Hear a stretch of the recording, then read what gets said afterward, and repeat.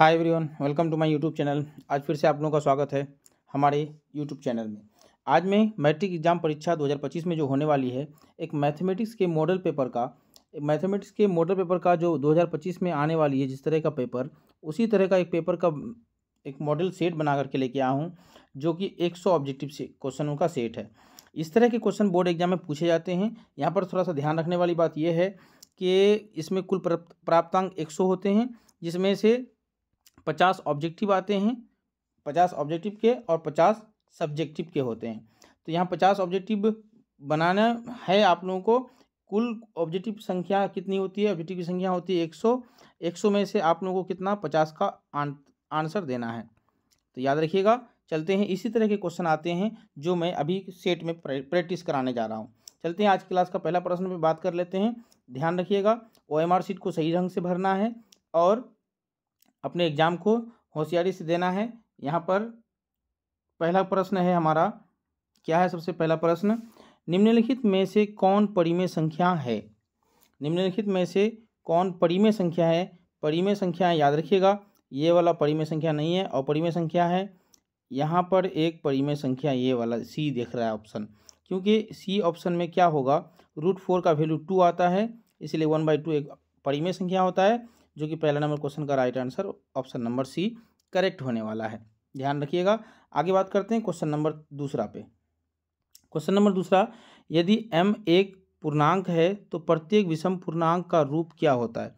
प्रत्येक विषम पूर्णांक क्या होता है? 1, 3, 5, 7, ये इस तरह का होता है। m एक पूर्णांक है, m का वैल्यू क्या है? 1, 2, 3, 4, 5। तो यहाँ देख पा रहे हैं हम लोग कि यहाँ पर किसी भी संख्या में m में अगर हम 1 जोड़ दें तो क्या हो जाएगा? 2 हो जाएगा। 3 जोड़ दें तो 4 हो जाएगा। मतलब 1 जोड़ेंगे तो नहीं होगा, ये ऑप्शन गलत है। विषम पूर्णांक का रूप क्या होगा? ये m भी नहीं होगा। विषम पूर्णांक का रूप ये क्या होगा? ये भी नहीं होगा। तो ये वाला ऑप्शन सही होने वाला है।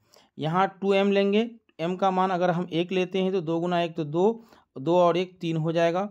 m का मान 2 लेते हैं तो 2 दूनी 4 और 1 5, ये क्या हो जाएगा? विषम पूर्णांक हो जाएगा, जो कि क्वेश्चन नंबर दूसरा का ऑप्शन नंबर 2 करेक्ट होने वाला है। आगे बढ़ते हैं क्वेश्चन नंबर तीसरा पे। निम्नलिखित में से किसका दशमलव प्रसार शांत होने वाला है? तो ऑप्शन नंबर ए गलत हो जाएगा, क्योंकि इसका फैक्टर करने पर मेरा नहीं आएगा, 13 और 7 आएगा। 23 ये भी 2 और 5 के रूप का नहीं है, ये भी गलत हो जाएगा। तीसरा नंबर ऑप्शन, यहाँ 80 देख रहे हैं, 17 बटे क्या है? 80। 80 जो कि 80 क्या है? 2 पर पावर 4, 2 दूनी 4 दूनी 8 दूनी 16, 16 5 80, और ये 5 के रूप का है, इसीलिए ऑप्शन नंबर सी करेक्ट हो जाएगा। 3 नंबर क्वेश्चन का right answer option number C correct हो जाएगा। आगे बात करते हैं क्वेश्चन नंबर 4। क्वेश्चन नंबर 4 क्या है? 0.87 पर रेकरिंग है, 7 पर रेकरिंग है। तो इस रेकरिंग को हटाने के लिए हम लोग क्या करते हैं? 87 तो डायरेक्ट लिख देते हैं, रेकरिंग के बदले एगो 9 लिखते हैं जीरो में। जिस संख्या पर रेकरिंग नहीं रहता है उसके बदले 0 देते हैं, और जिस संख्या पर रेकरिंग नहीं रहता है उसको घटा देते हैं। तो यहाँ पर क्या हो जाएगा? 79/90, जो कि ऑप्शन नंबर कौन सा है? ऑप्शन नंबर सी में मेरा मौजूद है। इस तरह के क्वेश्चन बार बार ऑब्जेक्टिव में मैट्रिक एग्जाम में पूछते हैं, इसलिए ध्यान से इस तरह के क्वेश्चन को आप कर लीजिएगा। इस तरह का एक शॉर्ट वीडियो बना हुआ है मेरा, वहाँ पर जाके आप लोग देख सकते हैं। क्वेश्चन नंबर 5 क्या है? 540 बराबर 2 पर पावर x, 3 पर पावर y प्लस 5 पर इंटू 5 पर पावर z। तो x plus Y minus Z का मान हमको फाइंड करना है। तो 540 का फैक्टर करते हैं हम लोग, तो पहले क्या मिलेगा हमको? 27 दूनी 54, 270, फिर 2 से कटाएंगे इसको, तो 13 दूनी 26, 13 दूनी 26, एक बचेगा 5, 135 आएगा। फिर इसको 5 से चला देते हैं, तो क्या हो जाएगा? 5 दूनी 10, 3 बचा, 5 7 35, यहाँ पर 3 आएगा, यहाँ पर 9 आएगा, 3 और यहाँ पर 3 आ जाएगा। तो कितना निकला मेरा? 2 पर पावर 2, 3 पर पावर 3, 5 पर पावर 1। मतलब x के जगह में 2 है तो 2 प्लस वाई के जगह में 3 है तो क्या हो जाएगा 3 प्लस जेड के जगह में क्या है मेरा, जेड के जगह में क्या है मेरा 1, तो 3 और 2 5, 5 से 1 चला जाएगा मतलब 4, जो कि ऑप्शन नंबर ए में मौजूद है। क्वेश्चन नंबर 5 का right answer option number A correct होने वाला है। आगे बढ़ते हैं क्वेश्चन नंबर 6। निम्न में कौन अपरिमेय संख्या है? तो यह एक परिमेय संख्या है, यह एक परिमेय संख्या है। 441 मतलब 21 का वर्गमूल, 21 का वर्ग 441, ये भी एक क्या है, परिमेय संख्या है। 13 गुना 13 ये भी एक परिमेय संख्या है। ये 0 0 काट देंगे तो क्या मिलेगा हमको 1/√10, जो कि ये एक अपरिमेय संख्या है। तो ऑप्शन नंबर डी क्या हो जाएगा, क्वेश्चन नंबर 6 का ऑप्शन नंबर डी करेक्ट हो जाएगा। आगे बात करते हैं हम लोग क्वेश्चन नंबर 7। यदि m और n दो अभाज्य संख्या हैं तो उनका महत्तम समापवर्तक क्या होगा? याद रखिएगा, हमेशा महत्तम समापवर्तक अगर निकालने के लिए इस तरह का क्वेश्चन रहे, दो अभाज्य संख्याएं कितना 2 3 5 7 11 13, इसमें से किसी भी दो संख्या को ले लीजिए। इसमें से किसी भी दो संख्याओं का अगर हम कॉमन निकालना चाहें तो हमेशा एक ही कॉमन होगा और नहीं होगा, इसीलिए दो अभाज्य संख्याओं का एचसीएफ महत्तम समापवर्तक क्या होता है, हमेशा एक होता है। याद रखिएगा। 7 नंबर क्वेश्चन का right answer option number B correct होने वाला है। नेक्स्ट क्वेश्चन है हमारा क्वेश्चन नंबर 8। क्वेश्चन नंबर 8 क्या है, दो संख्याओं का गुणनफल 2366 है और उनका लघुत्तम समापवर्तक 182 है, तो महत्तम समापवर्तक क्या होगा? तो एचसीएफ, दोनों संख्याओं का एचसीएफ निकालना है। तो याद रखिएगा 2366 भागा दे देंगे एलसीएम से, 182 है, 182 से काट देते हैं इसको तो क्या मिलेगा हमको 91 मिलेगा। 9 दूनी 18, 2 एकम 2, तो इसको भी 2 से अगर काट देते हैं हम लोग तो कितना मिलेगा हमको 11 दूनी 22, 1 मिलेगा 8, यहाँ पर मिलेगा 3, 6 का आधा 3, 13 7 91, 7 से काट देते हैं हम तो इसको क्या मिलेगा 13 से 13 117, 13 117, 13 एकम 13, 7 एकम 7, 13 7 91, तो क्या हो जाएगा ऑप्शन नंबर मेरा कटिंग ऊपर नीचे काटने के बाद मेरा क्या बचा 13 बचा, जो कि ऑप्शन नंबर नीचे है 13। ऑप्शन नंबर कौन सा है, ऑप्शन नंबर ए में मौजूद है 13, इसलिए क्वेश्चन नंबर 8 का राइट आंसर क्या होने वाला है, ऑप्शन नंबर ए करेक्ट होने वाला है। नेक्स्ट क्वेश्चन है हमारा क्वेश्चन नंबर 10। निम्नलिखित में किसका दशमलव प्रसार अशांत है? तो दशमलव प्रसार ये शांत होने वाला है, ये भी शांत होने वाला है, ये भी शांत होने वाला है, ये वाला अशांत होने वाला है, क्योंकि इसका फैक्टर करने पर क्या मिलेगा हमको 21 गुना 21, यहाँ 2 पर पावर नहीं आ रहा है कुछ, तो ये 7 का स्क्वायर 3 का स्क्वायर आने वाला है, इसलिए ये ऑप्शन नंबर डी करेक्ट होने वाला है। क्वेश्चन नंबर 9 का right answer option number D correct होने वाला है। Question number 10। यदि p बराबर ए बी क्यूब, q बराबर a पर पावर 4b, जहाँ p q एक धनात्मक पूर्णांक तथा a b एक अभाज्य संख्या है, तो p, q का लघुत्तम समापवर्तक क्या होगा? तो याद रखिएगा इसमें मैक्सिमम को इसमें और इसमें मैक्सिमम पावर को देखा जाए तो क्या है a पर पावर 4 है और b पर देखा जाए तो b का क्यूब है, तो ये आपका एचसीएफ हो जाएगा, जो ए एलसीएम हो जाएगा। लघुत्तम समापवर्तक पूछा है, ये आपका एलसीएम हो जाएगा। Right answer option number C correct होने वाला है। Question number 11। निम्नलिखित में से कौन सा युग्म सहअभाज्य संख्या है? तो याद रखिएगा सहअभाज्य संख्याओं का युग्म में हाईएस्ट कॉमन फैक्टर कितना होना चाहिए, 1 होना चाहिए। इसका हाईएस्ट कॉमन फैक्टर 3 दिख रहा है, 15 दिख रहा है, जो कि नहीं होगा। ऑप्शन नंबर 1 नहीं होने वाला है, इसमें भी 21 दिख रहा है, नहीं होने वाला है।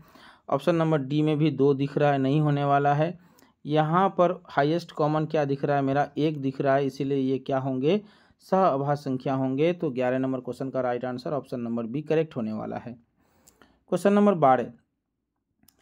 0.3125 को p/q के रूप में लिखें तो क्या मिलेगा हमको 3.3125 के बदले में हम क्या लिख सकते हैं, 3 गो 0 4 गो 0 दे देंगे। 25 से अगर चला देते हैं हम तो क्या मिलेगा हमको 3125 मतलब 625 को 5 से चलाएंगे तो हो जाएगा 25 चौके 100। यहाँ पर 2 को 0 दे देंगे, ठीक है। यहाँ पर 4 चौके 16 से कट जाएगा ये, यहाँ पर 25 से कट जाएगा, ठीक है। तो 25/16, 25/16 और कटेगा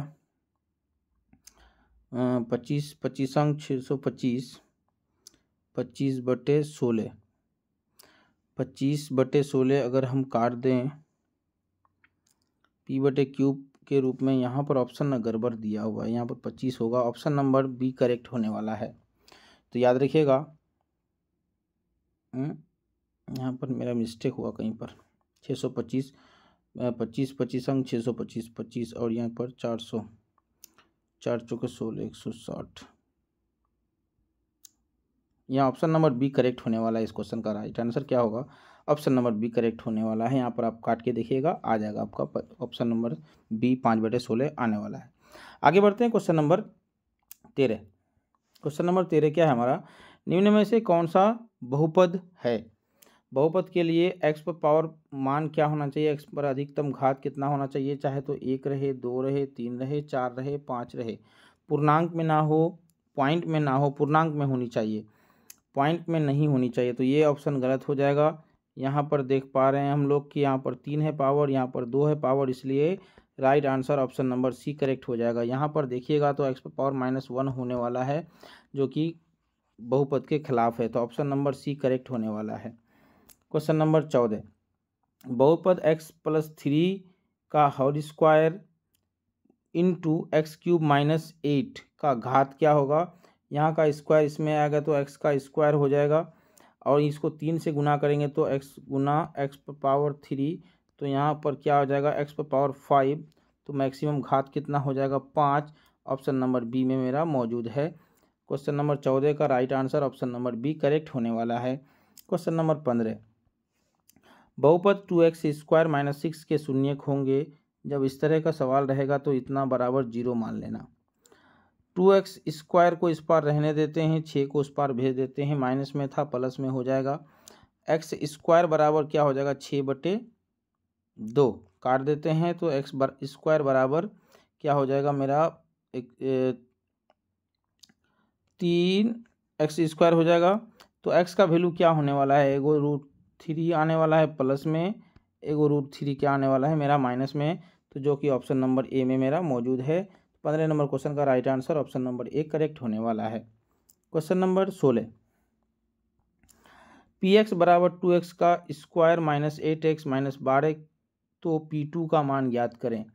जहाँ जहाँ x है वहाँ अगर हम 2 रखें तो 2 का स्क्वायर क्या हो जाएगा? 4, 8 गुना 2 माइनस में 12, तो 4 दूनी 8 -16 -12, माइनस में मेरा क्या आएगा? 12, 8 से 16 जाएगा -8, 12 20, -20 आने वाला है, जो कि ऑप्शन नंबर बी में मेरा मौजूद है।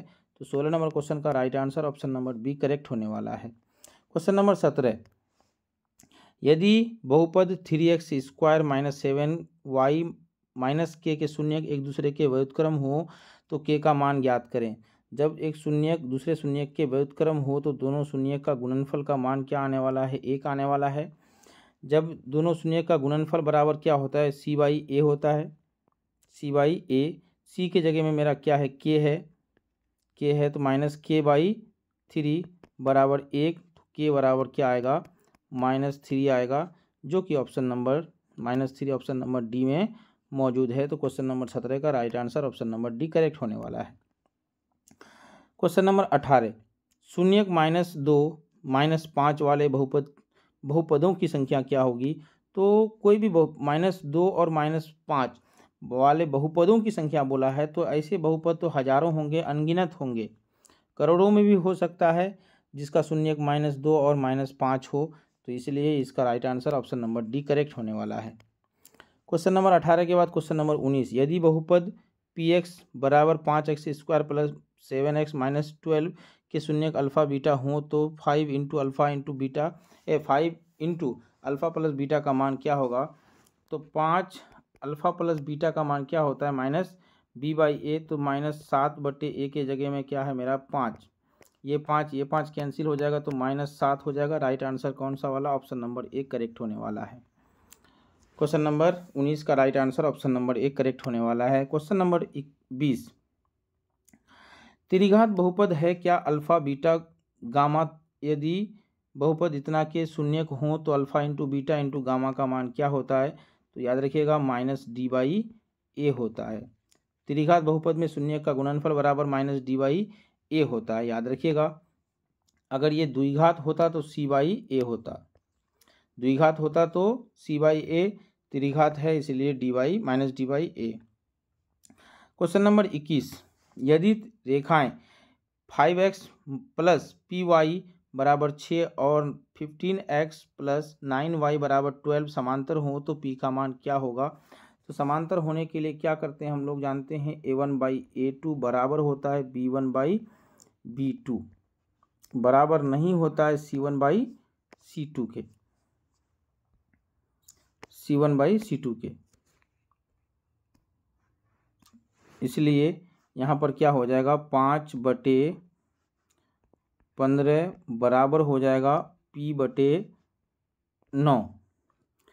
तो यहाँ पर p का मान क्या हो जाएगा, p बराबर 9 गुना 5/15, 5 एकम 5, 5 तिया 15, 3 एकम 3, 3 तिया 9। तो x का मान क्या है, p का मान क्या आने वाला है, 3 आने वाला है। याद रखिएगा p का मान क्या आने वाला है, 3 आने वाला है। Right answer option number 1 correct होने वाला है। क्वेश्चन नंबर 22, यदि दो चरों में दो रैखिक समीकरणों के आलेख प्रतिच्छेदी रेखाएं हो तो हलों की संख्या क्या होगी? हमेशा 1 होती है। प्रतिच्छेदी रेखाएं हमेशा एक ही हल निकालते हैं, सिर्फ एक, ओनली वन सॉल्यूशन।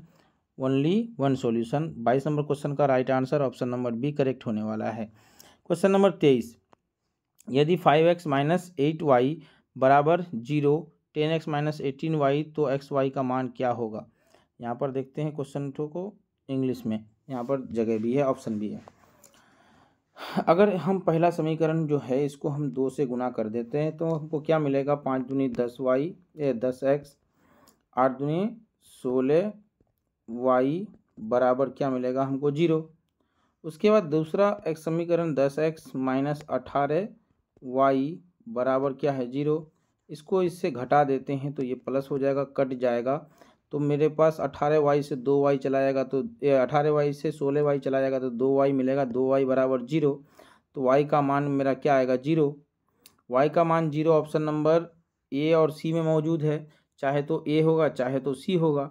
फिर से x का मान निकालने का कोशिश करते हैं हम लोग। तो यहाँ पर हम अगर y का मान रख दें 0 तो x का मान मेरा क्या आने वाला है, 0 आने वाला है। तो ऑप्शन नंबर सी में, option number C question number 23 का राइट आंसर क्या होने वाला है, करेक्ट होने वाला है। नेक्स्ट क्वेश्चन है हमारा question number 24, ax² + bx + c बराबर 0 तो a is not equal to 0 का मूल समान हो तो c बराबर क्या होगा? तो हम लोग जानते हैं मूल समान रहता है तो इसका मतलब d का मान क्या होता है 0। तो b² - 4ac बराबर अगर 0 तो यहाँ पर हमको c का मान पूछा है तो एक काम करते हैं, c को रहने देते हैं इस पार, b को अगर हम उठा के उस पार लेके जाते हैं तो b का स्क्वायर, 4a को उस पार भेज देते हैं तो 4a, तो c बराबर b² by 4a, option number B में मेरा मौजूद है। इस तरह के क्वेश्चन पूछते हैं ऑब्जेक्टिव एग्जाम में, एग्जाम के ऑब्जेक्टिव सवालों में इस तरह के क्वेश्चन रहते हैं, इसलिए आप लोग ध्यान रखें। आगे बढ़ते हैं क्वेश्चन, आज की क्लास का लास्ट क्वेश्चन कर देते हैं, बाकी नेक्स्ट वीडियो में हम कंप्लीट सॉल्यूशन करा देंगे। पहला ये 25 नंबर क्वेश्चन और आज की क्लास का लास्ट क्वेश्चन है हमारा, निम्नलिखित में से कौन सा द्विघात समीकरण नहीं है? द्विघात समीकरण के लिए नहीं है तो ये 3x² 2x² ये तो है, √x का स्क्वायर ये 2x², ये वाला कट जाएगा। द्विघात बोला है तो ये ऑप्शन नंबर सी नहीं है, ये वाला भी है, ये वाला भी है। तो इसलिए इस क्वेश्चन का right answer option number C correct हो जाएगा, क्योंकि ये द्विघात समीकरण नहीं है तो ऑप्शन नंबर सी नहीं है।